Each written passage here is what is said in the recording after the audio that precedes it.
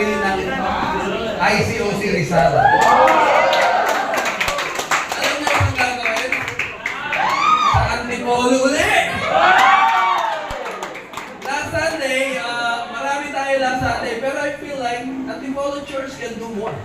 I feel like last Sunday, everyone was just so busy. And talagang ganda talaga ng service ng Sunday. Pero naniniwala rin ako, this coming Sunday siguro mas better. And we will invite every single one dito sa Antipolo to hear God's Word. Amen? So I want to challenge you. Pwede ko i-challenge ka agad yan? Dali niyo na yung mga best friend niyo. Dali niyo na yung mga kapitbahay niyo. Mag-service tayo next Sunday sama-sama buong ICOC Rizal. Ang gusto ko sana next week, yung mga malapit dito, huwag na lang sasakyan. Bigyan nyo na sa mga kaibigan nyo. Mag-tricycle na lang kayo. Sa mahal ang istorya. Now, but let's all come here on next week. Excited lang po ako mga kapatid kasi it's been a long time that we've been praying that God will move dito sa lugar ng Antipolo.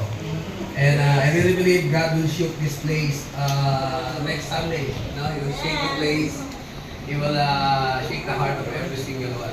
No? And prayerfully, mas marami makakilala kay God. Yung mga nagpuntahan ng Thursday night dyan sa simbahan, walang reason yun eh. Pumunta yun na nandito. Naglakad lang yung kaya. No, but gusto ko rin appreciate all the leaders, mga family group leaders, all the song leaders. Grabe. Ang ganda ng kantahan last Sunday. Wala pa si Davis doon sa kantahan na yun. Imagine nito kung wala pa si Davis doon sa kantahan. Awesome. I'm excited. No? Ito nagdarang na week na to, I hope everybody has a great rest. No?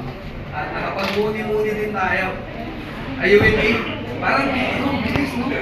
Nag-half-day na nga ako nung Wednesday, tapos Sunday na agad ngayon. Ang bilis. Ang dami ko pa kailangan tapusin. Grabe, no? Ganun kabilis yung panahon. And this week, marami din tao nag-reflect. No? And I believe marami rin tao inisip din yung mga things that happening in their life or happens in their life. At nagkaroon sila ng pagbalik-tanaw sa buhay nila at sa Panginoon.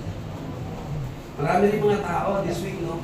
Pansin nyo, nung last Friday, nag-bike po ako. Gabi ako nag-bike kasi sobrang init. And masaya ako kasi dumadaan ako sa buong Marikina. And when I pass dun sa Marikina, sabi ko, ang daming tao.